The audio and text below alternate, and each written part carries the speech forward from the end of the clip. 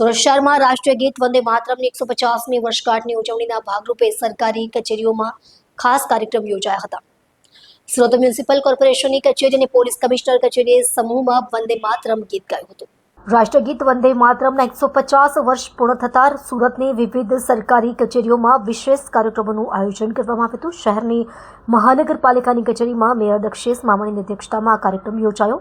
આ અવસરે મેયર તથા અન્ય અધિકારીઓએ વંદે માતરમ ગીતનું ગાન કર્યું અને રાષ્ટ્રગીતના ઐતિહાસિક મહત્વ પર પ્રકાશ પાડ્યો। ત્યારબાદ પોલીસ કમિશનર કચેરી ખાતે પણ આ ઉજવણી યોજાઈ। અહીં પોલીસ અધિકારીઓ અને કર્મચારીઓના સમૂહે મળીને રાષ્ટ્રગીતના ગાનનું આયોજન કર્યું। સાથોસાથ ખાદી જેવા સ્વદેશી ઉત્પાદનોના પ્રચાર પ્રસાર અને ઉપયોગની શપથ લેવામાં આવી હતી।